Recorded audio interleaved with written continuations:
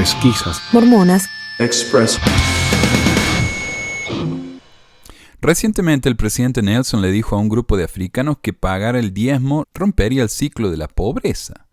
En Nairobi, Kenia, Nelson dijo que tenía un mensaje de Dios, según el Deseret News. Más de 2,000 personas se habían reunido para oírlo hablar. Mormones africanos hicieron una prioridad de la visita de Nelson y muchos viajaron cientos de millas para oír su mensaje. Nelson habló contra la tradición africana mormona de exigir que las familias paguen un dote a cambio de una novia.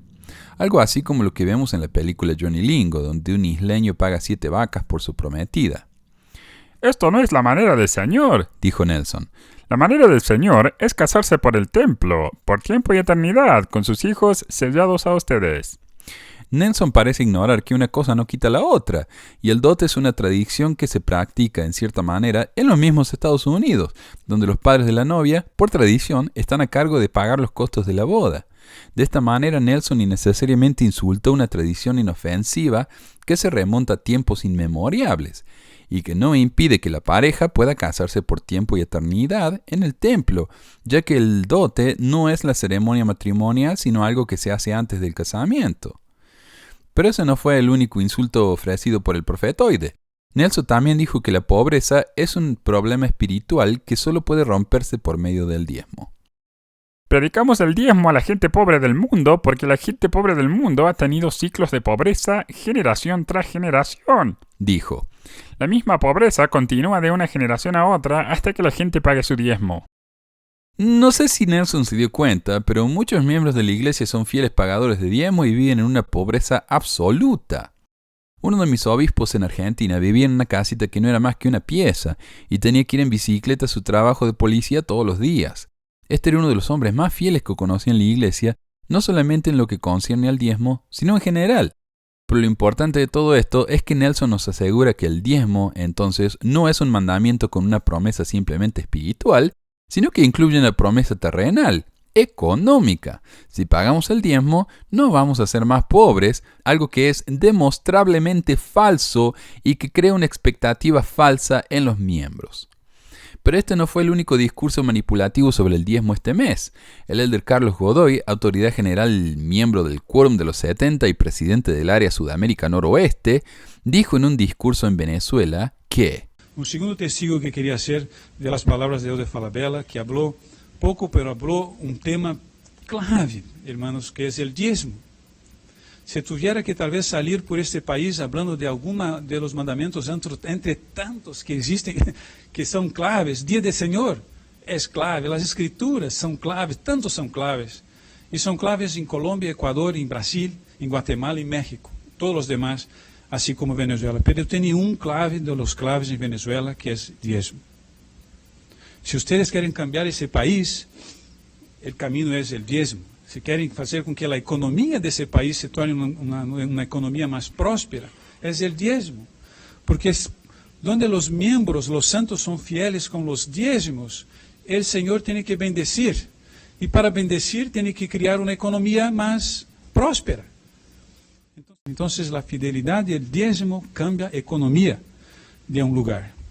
Por eso quiero juntar mi testimonio a las palabras de Falabella, que si tiene un mandamiento, que tiene que pensar 2, 3, 4, 5 veces antes de dudar, o de flaquear, es diezmo. Y si tiene necesidades, que tal vez no tiene o que tal vez este mes comer, entre pagar el diezmo y comer, mejor pedir ayuda para comida de las ofrendas y aún pagar su diezmo. Entre pagar el diezmo y comer y aún pagar su diezmo. Yo sé que muchos miembros van a estar a la defensiva diciéndome que el diezmo es un mandamiento, que está en la Biblia, bla, bla. Pero aquí Godoy nos está diciendo que el diezmo no solo es un mandamiento, sino que es el mandamiento más importante que puede enseñar. La realidad es que la Biblia, al menos el Nuevo Testamento, no enseña nunca que hay que pagar el diezmo. Las únicas referencias del diezmo como mandamiento vienen del Antiguo Testamento, junto con otros mandamientos tales como apedrear a los homosexuales, a las mujeres adúlteras y a los hijos desobedientes, la prohibición de comer mariscos y de usar ropas de fibras mezcladas, etc. Los cristianos dicen que esos mandamientos ya no cuentan porque Jesús vino a cumplir la ley. Entonces, ¿no es conveniente que la ley del diezmo sea el único mandamiento que sobrevivió desde esa época? Ahora, quiero que entiendan lo horriblemente manipulador que suena este mandamiento para alguien que no tiene una mentalidad mormona, alguien que no cree saber que esta iglesia es absolutamente infalible, y para hacerlo, quiero que vean estos llamados a pagar el diezmo de otros pastores cristianos. Ahora vamos a sellar todo lo que Dios ha hecho con una ofrenda. Pero no me eches el peso arrugado y maloliente que te dieron del Win Diesel que te sobró, no. Dale una buena ofrenda. A ver, ¿qué ofrenda me diste a mi niña?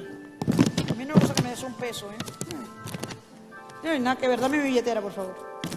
A ver, vamos a dar una ofrenda, pero los jóvenes también den ofrenda, algo. Si no tienes, algo debes tener, algún peso debes tener, algo. Es que la viuda dio lo único que tenía, pero lo dio como que dio $100. A ver, por favor, levante su ofrenda a la presencia de Dios. Levante su ofrenda a la presencia de Dios. Y con agradecimiento. Habrá 200 valientes aquí. Habrá 200 valientes. Hay 200 valientes. 200 valientes que puedan decir: yo voy a apartar $20. Lo que prometiste ayer. Los 200. Mira los pastores, lo que prometió ayer. En el nombre de Jesús, multiplica eso en ese negocio. Los 20, necesito 200 personas que digan: yo tengo 20, yo voy a creerle al Señor. 200 personas, 200. ¿Quién está contando? Estás contando. 200 personas con 20, 200 personas con 20. Vamos a hacer pacto como hizo la viuda. Yo le voy a creer a Dios. 200 personas. Los de anoche, échalo también ahí. Échalo, sí, los que hicieron promesa el viernes, los que hicieron promesa ayer. Venga, haga pacto, hermano, haga pacto, no se vaya, haga pacto. Vaya, recoja su cartera, coja su cheque, coja su tarjeta de crédito. Yo voy a hacer pacto porque yo quiero que la lluvia de Dios me alcance. La única diferencia entre estos evangélicos y los mormones es que los evangélicos piden plata a los gritos, mientras que los mormones lo hacen reverentemente. Pero honestamente, me parece que la manera en que los mormones piden es peor. Los evangélicos dicen que si uno les da dinero, los miembros van a recibir bendiciones. Los mormones, por el otro lado, dicen que si uno no paga el diezmo, no puede ir al reino celestial y vivir para siempre con su familia.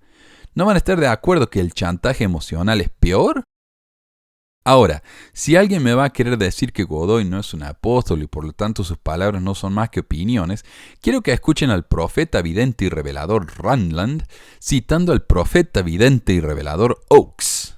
Another one that I think is really important, it says, "And all nations shall call you blessed, for ye shall be a delightsome land, saith the Lord of hosts." Now, what does that mean? A colleague of mine in the Quorum of the 12, Elder Dallin H. Oaks, has said that the faithful payment of tithes by citizens of a country will bless the nation.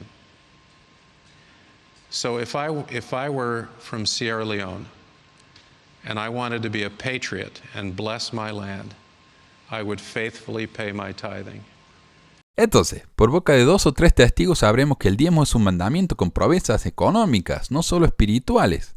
Pero el problema con decirnos que al pagar el diezmo nuestro país va a salir de la pobreza es que no es específico.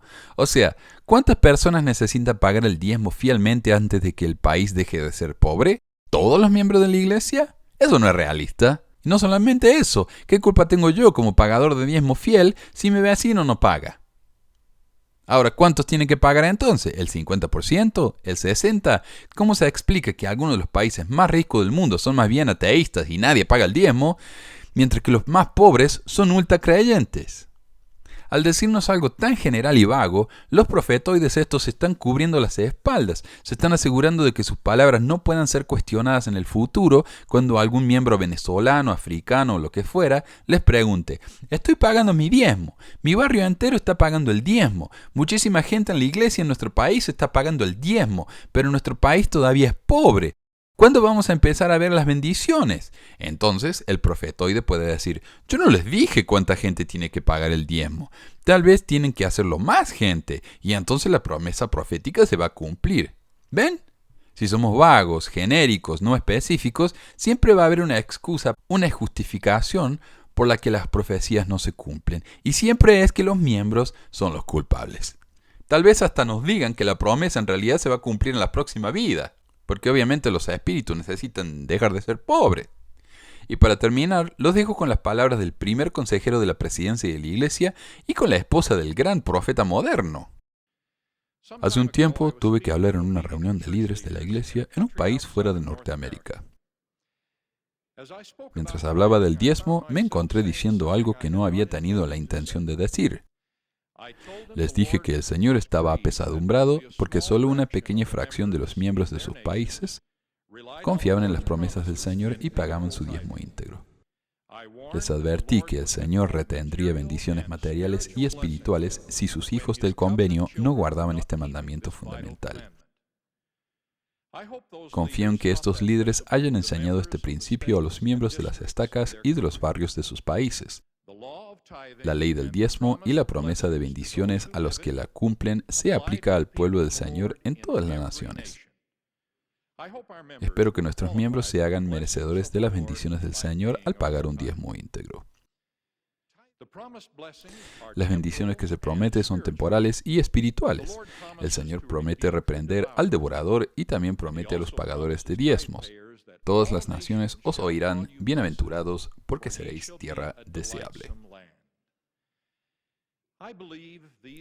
Creo que estas son promesas a las naciones en las que residimos. Cuando los del pueblo de Dios retengan sus diezmos y ofrendas, Malaquías condenó a toda la nación. Del mismo modo, creo que cuando muchos ciudadanos de una nación son fieles en el pago del diezmo, invocan las bendiciones de los cielos sobre toda su nación. La Biblia enseña que la justicia engrandece a la nación y que un poco de levadura leuda toda la masa. No pagamos el diezmo si aportamos dinero a nuestras instituciones de caridad predilectas. Las donaciones que hagamos a instituciones de caridad deben provenir de nuestros propios fondos y no del diezmo que se nos ha mandado llevar al alfolí del Señor. El Señor ha mandado por revelación que el gasto de sus diezmos sea dirigido por sus siervos de la primera presidencia, el quórum de los 12 y el obispado presidente. Estos fondos se emplean para construir y mantener los templos y las casas de adoración, para llevar la obra misional de la Iglesia a todo el mundo, para traducir y publicar las Escrituras, para proporcionar medios para redimir a los muertos, para la instrucción religiosa y para respaldar otros fines de la Iglesia seleccionados por los siervos del Señor designados para ello. 1, 2, 3, let's go shopping! Cuando estamos desesperados por tener más dinero, seguimos entusiasmados la ley de las finanzas del Señor, que es por supuesto el diezmo. Piensen en el enfoque del presidente Cannon sobre el diezmo cuando era un joven y pobre hombre.